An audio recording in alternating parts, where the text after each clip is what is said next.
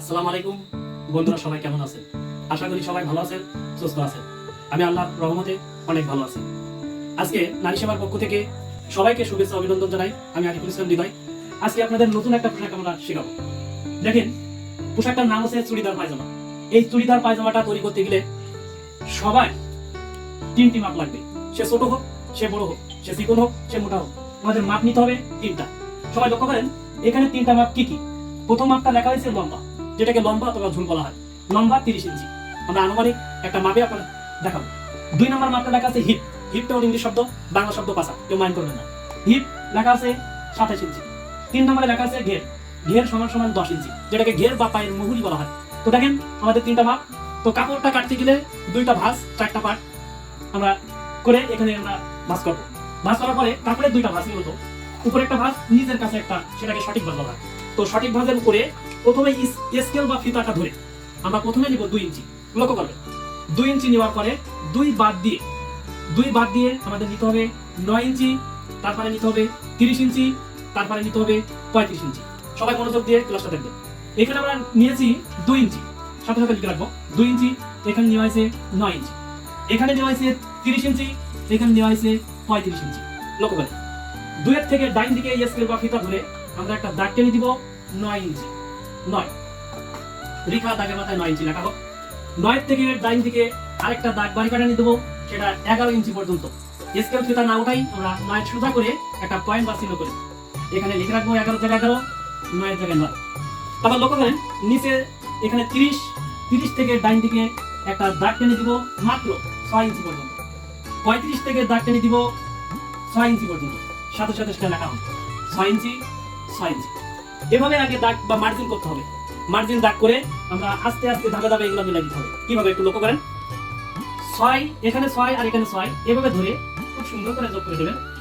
এখানে 11, এখানে 6, 11 আর 6 এভাবে ধরে একটু বাঁকা করে খুব সুন্দর করে মিলাই দেবেন। তারপরে লক্ষ্য করেন, এখানে আছে 9, এখানে আছে 9, 9 আর 9 উপরের ভাঁজ সহ, উপরের দাগ সহ এভাবে ধরে সুন্দর করে মিলাই দিতে হবে। তো দেখেন, আমাদের চিত্র বা ছবি অঙ্কন করা হয়ে গেছে। কিন্তু একটা কথা মনে রাখতে হবে, মানুষের শরীরে কোথাও কোনা নাই, কিন্তু পোশাকে যদি একটা জায়গায় কোনা থাকে, এই মানুষের শরীরে কিন্তু ফিটিং সুন্দর হবে না। তাই দেখেন, লক্ষ্য করেন, এখানে 9 11 মাঝে এখানে একটা কোনা আছে।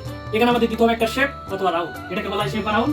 এই শেপ রাউন্ডটা যে যত সুন্দরভাবে দিতে পারবেন, তার পোশাকটা ততটাই সুন্দর, ততটাই ফিটিং হবে। লক্ষ্য করেন, শেপটা দিতে হবে এখান থেকে dot dot dot dot dot ফোঁটা দিয়ে আগে সুন্দর করে নিয়ে বাঁকা চাঁদের মতন এভাবে খুব সুন্দর করে একটা শেপ দিতে হবে।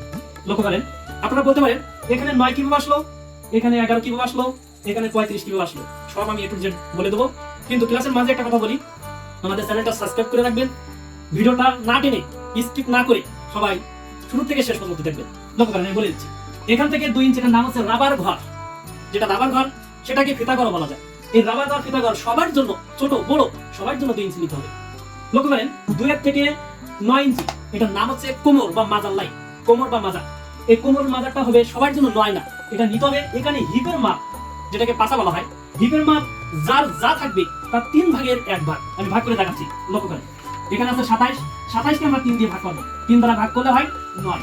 এই দেখেন, আমাদের সেই কোমর লাইনটা 9। দেখেন, অনেকে প্রশ্ন করে আমাদের কাছে, অনেকে প্রশ্ন করতে পারেন, এখানে 9, এখানে 9 হলো, 27 তাই 9, এখানে যদি 30 হয় তাহলে আমাদের এখানে কত হবে? লক্ষ্য করেন, মনোযোগ দিলে ক্লাসটা সুন্দরভাবে একটু শিখতে পারবেন। দেখেন, এখানে 30 এর 3 দিয়ে ভাগ করলে 3 10 কে 30, এখানে আর 9 হবে না, এখানে হবে 10। লক্ষ্য করেন, এখান থেকে 9 ইঞ্চি, এটার নাম হচ্ছে হাইট। হাইটটা হবে কোমর লাইনের সমান, কোমর লাইনের সমান। এখানে 9 হলে এখানে 9, এখানে 10 হলে এখানে 10, এখানে যদি কারো 12 হয় তাহলে এখানে 12। লক্ষ্য করেন, 9 থেকে 11, এটার নাম হচ্ছে হিপ লাইন, যেটাকে বাংলায় পাছার লাইন বলা হয়। লাইন করবেন, এই হিপ লাইনটা নিতে হবে কোমর লাইন থেকে 2 ইঞ্চি কাপড় বেশি। কেন 2 ইঞ্চি কাপড় বেশি একটু বলি, কারণ আমাদের কোমর এখানে কাপড় কম লাগে, হিপের এখানে কাপড়টা বেশি লাগে, সেখানে মাংস উঁচু স্থান তাই। তো দেখেন, এখানে যদি 9 দেওয়া হয় এখানে দেবেন 11, এখানে যদি 11 হয় এখানে হবে 13, এখানে যদি 13 হয় এখানে হবে 15, এখানে যদি 10 হয় তাহলে এখানে হবে 12। মনে রাখবেন। তারপর লক্ষ্য করেন, 2 এর থেকে আমাদের নেওয়া হয়েছে 30 আর 35, এটাকে বলা হয় লম্বা। অনেকে লম্বা, অনেকে ঝুল বলতে পারে। তো এটা লম্বা, তো ঝুলটা আমরা নিব এখানে লম্বার মাপ, শরীর থেকে যেটা আমরা পাবো তার থেকে 5 ইঞ্চি বেশি। এবার আপনারা প্রশ্ন করতে পারেন, কেন 5 ইঞ্চি বেশি? লক্ষ্য করেন, আমরা 5 ইঞ্চি এই জন্য বেশি নেবো, চুড়িদার পায়জামা আপনারা অবশ্যই দেখছেন, চুড়িদার পায়জামা পরলে নিচের দিকে এরকম ধাপে ধাপে একটা ভাঁজ ভাঁজ তৈরির মতন পড়ে থাকে, তাই আমরা 5 ইঞ্চি বেশি নেবো ওই ভাঁজটা করার জন্য। লক্ষ্য করেন, আবার এখান থেকে 30 থেকে 6 এটার নাম হচ্ছে ঘের লাইন, 35 থেকে 6 এটার নাম প্লেট লাইন। ঘের লাইন তো লাইন একই সূত্র। দেখেন আমি বোঝাচ্ছি, ঘের লাইনটা নিতে হবে এখানে ঘেরের মাপ বা মৌরি পায়ের এখানে যা থাকবে তার অর্ধেক 1 ইঞ্চি বেশি সেলাই করার জন্য। এখানে আছে 10, 10 এর অর্ধেক 5, 1 ইঞ্চি বেশি সেলাই করার জন্য 6। লক্ষ্য করেন এখানে সবাই তো 10 হবে না, কারণ যদি 12 হয় তাহলে এখানে 12 এর অর্ধেক 6, 1 ইঞ্চি বেশি 7। কারণ যদি এখানে 14 হয় 14 এর অর্ধেক 7, 1 ইঞ্চি বেশি 8। এভাবে আমাদের করতে হবে। তো লক্ষ্য করেন এখানে নামগুলো আমি লিখে দিচ্ছি। বন্ধুরা দেখেন আমাদের নাম লেখা শেষ, এবার আমরা কাটবো, আমাদের কাটার পালা। দেখেন আমাদের কাটা শুরু করতে হবে 35 থেকে, 35 থেকে কাটতে হবে 6, 6 থেকে কাটতে হবে 6, 6 থেকে কাটতে কাটতে এই 11, 11 থেকে শেপ দিয়ে কাটতে কাটতে একবার 9, 9 থেকে উপরের ভাঁজ পর্যন্ত। এবার আমরা কাটাটা দেখাবো। দেখেন একটা কাপড় আমরা ডিজিটাল যুগের ডিজিটাল পদ্ধতি নিয়মে আমরা কাটাটা দেখাবো, সবাই একটু লক্ষ্য করবেন। একটা কাপড়, কাপড় এটাকে বলা হয় লম্বা, কাপড় এটাকে বলা হয় লম্বা, লম্বা থেকে দুইটা ভাঁজ দিব। সেই ভাঁজটা আমাদের এখানে রাখা আছে, সবাই দেখে নেবেন। তো এই ভাঁজটা আমরা দিব, কাপড় এখান থেকে পর্যন্ত যা হবে অর্ধেক করে এভাবে সুন্দর করে একটা ভাঁজ দিবেন। ভাঁজ দেওয়ার পরে যা থাকবে সেই থেকে আবার অর্ধেক করে আবার সুন্দর করে একটা ভাঁজ দিবেন। ভাঁজ দিয়েছি আমরা দুইটা পার্ট, হয়েছে 4টা, একটা পার্ট, দুইটা পার্ট, তিনটা, 4টা পার্ট। তো দেখেন কাপড়ের মূলত দুইটা ভাঁজ হয়, একটাকে বলা হয় জরিপ ভাঁজ, একটাকে বলা হয় সঠিক ভাঁজ। সঠিক ভাঁজটা নিজের আমরা প্রথম এর এই চিত্রটা এখানে উঠাই নিতে হবে। প্রথম আমরা নিব 2 ইঞ্চি, 2 বাদ দিয়ে আমরা নিব 9, তারপরে নিব 30, তারপরে নিব 35। 2 এর থেকে ডাইন দিকে একটা দাগ টানতে হবে কোমল লাইন, কোমল লাইন। 9 এর থেকে দাগ টানতে হবে হিপ লাইন 11 ইঞ্চি পর্যন্ত। ঘের লাইনটা দাগ টানতে হবে 6 ইঞ্চি, ঘেরের মাপ থেকে 1 ইঞ্চি বেশি। ফিলেট লাইনটা দাগ টানতে হবে ঘের লাইনের সমান। লক্ষ্য করেন এখানে 6, এখানে 6, এভাবে ধরে এভাবে সুন্দর করে মিলাই দিতে হবে। এবার এখান থেকে 11 আর এই 6 এভাবে সুন্দর করে যোগ করে দিতে হবে। যোগ করে দেওয়ার পরে দেখেন এখানে 9 আর এখানে একটা 9 এর দাগ আছে কোমল লাইনের, কোমল লাইন আর এই 9 উপরে জরিপ ভাঁজ পর্যন্ত এইভাবে সুন্দর করে মিলাই দিতে হবে। দেখেন এখানে একটা শেপ, এখানে একটা শেপ আমাদের দিতে হবে। এখান থেকে ডট ডট করে খুব সুন্দর করে একটা শেপ দিতে হবে। এবার আমাদের কাটা পালা। আমরা কাটা শুরু করব 35 থেকে, 35 থেকে কাটবো, 35 থেকে কাটবো 6, 6 থেকে কাটবো আমরা 6।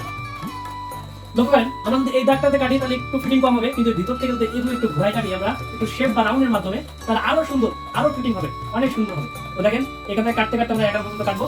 এই 11 থেকে কাটবো আমরা শেপ দিয়ে ঘোরাই ঘোরাই খুব সুন্দর করে আমরা কাটবো। কাটতে কাটতে আমরা উপরে জরিপ ভাঁজ পর্যন্ত কেটে দিব। দেখেন আমাদের কাটা হয়ে গেছে। এখানে আছে 2 ইঞ্চি বেশি, কিন্তু এই পাশে নাই। আমরা কি করবো, এই দাগের মাথায় এখানে 2 এর এখানটাই আমরা এভাবে ধরে একটা চিহ্ন দিব, পুরো চিহ্ন। 2 ভাঁজে 4 পার্টে 2 পিস। এই দেখেন 2 পিস। এটা কাপড়ের উল্টা পার্ট, এটা কাপড়ের উল্টা পার্ট। যেটা এই চিহ্ন করা হয়নি সেটা হলো সোজা পার্ট, সোজা পার্ট।